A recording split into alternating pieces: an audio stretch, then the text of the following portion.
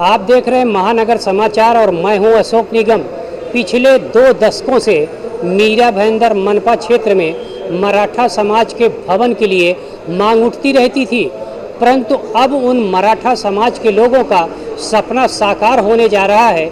आगामी 15 अक्टूबर को मराठा भवन का शिलान्यास होगा और साथ ही साथ 300 बच्चों के लिए रहने के हॉस्टल की भी व्यवस्था होगी। और इस जो वास्तु विशारद है, इसमें सरकार का और न मनपा का पैसा भी नहीं लगेगा। इसको प्राइवेट बिल्डर अपने खर्चे से इसको निर्मित करेंगे। आइए जानते हैं इस बारे में, जो प्रताप सरनाइक के प्रयासों से मराठा समाज का सपना पूरा होने वाला है।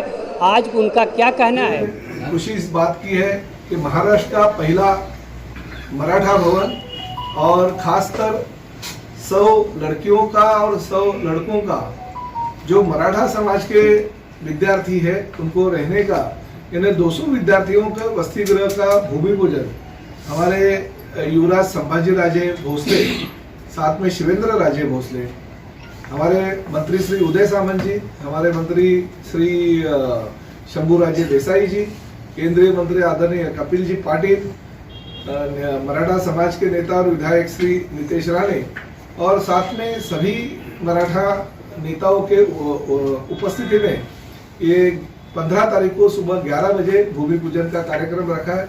और साथ ही में घोड़बंदर किले के ऊपर मुंबई से भी दिख सकेगा, यानी मुंबई से जो आने वाले लोग हैं, गुजरात की तरफ जाने वाले लोग हैं, उनको भी दिखेगा। ऐसे 100 फुट का ध्वज जो मेरे विधायक फंड से 60 लाख रुपए खर्चा करके बना रहा हूँ, जो घोड़बंदर किले का सबसे ऊपर का बुरुज है, वो बुरुज के ऊपर जो हिंदुओं का और हिंदुई स्वराज्य का प्रतीक है भगवा ध्वज, वो लहराएगा।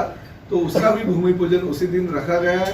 और महाराष्ट्र की ये पहली मीरा भाईंदर महानगर पालिका है कि 200 विद्यार्थियों का वसति गृह और मराठा भवन का निर्माण महानगर पालिका तथा शासन का 1 रुपए भी खर्चा किए बगैर ये भवन का निर्माण हो रहा है। और साथ ही में 1 करोड़ रुपए का निधि जो नगर विकास मंत्री थे एकनाथ शिंदे जी, तभी उन्होंने मंजूर किया था। आज वो राज्य के मुख्यमंत्री है, तो उनको मैंने ये बात जब भी कही तो उन्होंने एक ही बात कही कि समाज का जो काम है वो जल्द से जल्दी पूरा होना चाहिए, इसलिए आप कोशिश करो।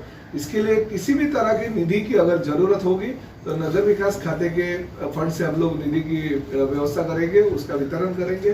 तो ये खुशी की बात है कि हमारी सरकार आने के बाद ये जो विधायक के तौर पे मैं जो कोशिश कर रहा था वो सब काम अभी पूरे होने जा रहे हैं और उसका भूमि पूजन हो रहा है। और ये महाराष्ट्र की पहली इमारत होगी जो गरीब मराठा विद्यार्थी और विद्यार्थियों के रहने का बंदोबस्त हो जाएगा। और दहीसर चेक नाके के पास ये इमारत है, तो मुंबई आने जाने के लिए भी इस विद्यार्थियों को बहुत ही सुविधा होगी।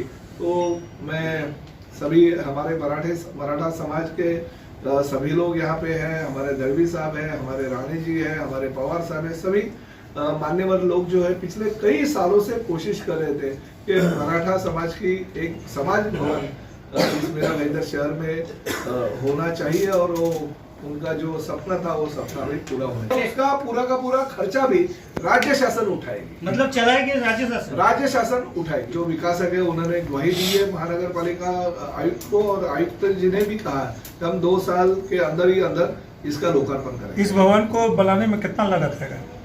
नहीं, लागत कितना लगेगा वो मुझे पता नहीं है, मगर एक बात है कि कंस्ट्रक्शन टीडीआर के माध्यम से पूरी इमारत पूरी कर दी जाएगी। 3 माले जो रहेंगे उसके लिए स्टेयरकेस और लिफ्ट अलग अलग रहेगी।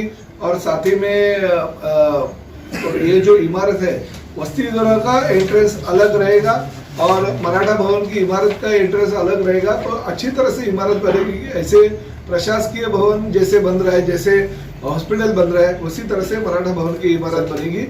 मगर शासन की ओर से 1 करोड़ रुपए की जो अंतर्गत सजावट है यानी इंटीरियर है, उसके लिए नगर विकास मंत्री जब भी हमारे एकनाथ शिंदे साहब थे, आज मुख्यमंत्री है, उन्होंने वो फंड महानगर पालिका को सुपुर्द कर दिया। जिस तरीके से विधायक प्रताप सरनाइक के द्वारा एक के बाद एक उद्घाटन और शिलान्यास हो रहे हैं, अगर इसी तरह ये क्रम जारी रहा और ये शहर में विकास की गति चलती रही तो एक दिन ये शहर अपने आप में सबसे अनोखा दिखाई देगा। वैसे भी प्रताप सरनाइक कोरोना काल में लोगों के बाहर निकलकर ज़मीनी स्तर पर लोगों की मदद की।